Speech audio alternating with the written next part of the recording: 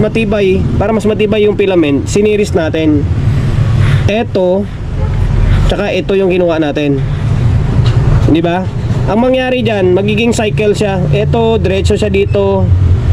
Diretso siya dito, papunta siya dito sa may ground.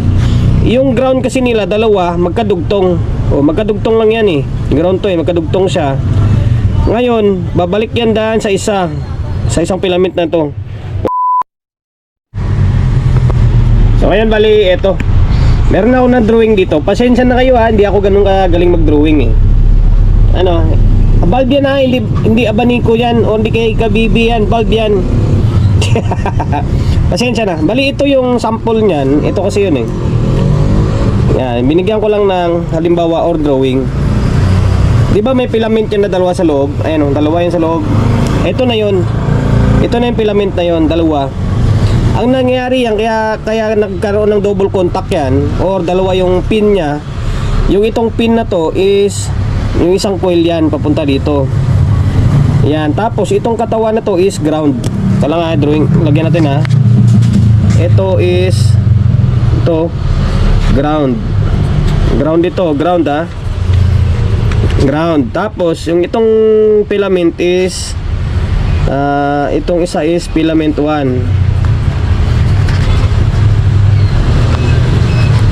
ito. Tapos ito naman is 2. Okay, sana magets nyo ha. Ngayon, kapag ito yung kinuha mo, kapag ito lang, ito, and then ito, magiging yung isang filament lang yung gagana, yung ito sa gitna lang. Kapag ground yung kukunin mo, ito, di ba? Ito lang gagana, yung itong filament lang. Magiging 12 volts yan na 35 watts lang. 35 watts lang siya. Kasi nga 12 volts by 35 siya eh. Ngayon, kapag ito naman yung kinuha mo, pwede pa rin ito. Tapos ito 12 volts na 35 pa rin. Kasi nga 12 volts 35 siya eh. Ngayon, ang ginawa natin para mas matibay yung filament, siniris natin. Ito, tsaka ito yung ginawa natin. Di ba? Ang mangyari dyan, magiging cycle siya. Ito, diretso siya dito. Diretso siya dito, papunta siya dito sa may ground. Yung ground kasi nila, dalawa, magkadugtong. O, magkadugtong lang yan eh. Ground to eh, magkadugtong siya. Ngayon, babalik yan daan sa isa. Sa isang filament na to. O, papunta siya. Ang nangyari, magiging matibay na siya. Nagiging 12 volts by halos 70 na. Halos 70 watts na siya.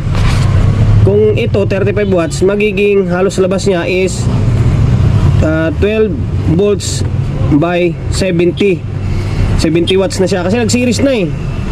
Nakapag-series na siya. Ay hindi, magiging 24 pala to. Sorry. Magiging 24 pala. 24 volts. 24 volts, ayan. 24 volts na 70. Halos na sa 70 watts na. Di ba? Gets nyo ba? And then sana tama yung pagkapaliwanag ko ha. Baka mamaya mali ako eh. Yan lang yung pagkaintindi ko dito sa may bulb na to. Gagana yan. Kaya sige, tanggalin na natin itong ito ba? Tanggalin na natin to.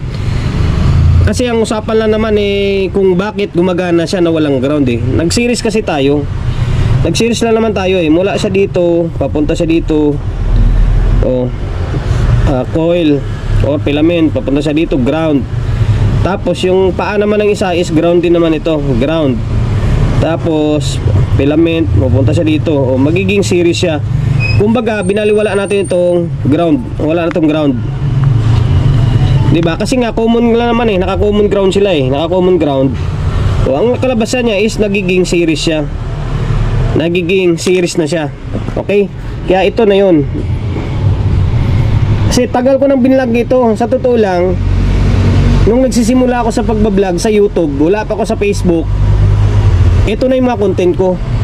Iba-ibang klaseng bulb na sinubukan ko. Meron akong dental fuse bulb, meron akong fuse bulb, may ganitong klaseng bulb, iba-ibang klaseng watts.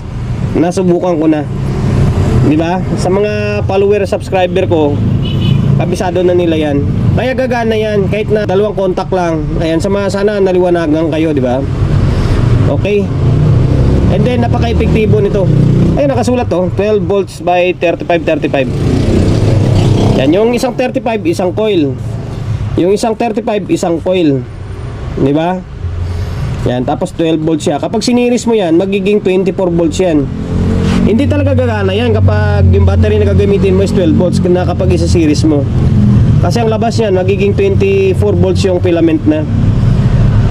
Kaya gagawin mo is 24 volts. Sa motor naman, kaya gumagana yung dalawa na yan. Kapag naka-low ka, sabi natin low and then high. Kapag low ka, sabi natin low, isang coil lang yung gagana. Yan, ito. Isang coil lang yan, isang ilaw lang yung isang filament lang yung gumagana kapag naka-low ka. Ngayon, kapag mag-high ka, kapag high na, yung dalawa na to, gagana ito. Yan, sabay na tong dalawang filament na to. Sabay yan. Sabay yung dalawang filament, magiging high na yan. Kasi nga, dalawang coil na yung gumagana. Or dalawang filament na. Okay? O, ayan. Sana naipaliwanag ko ng maayos.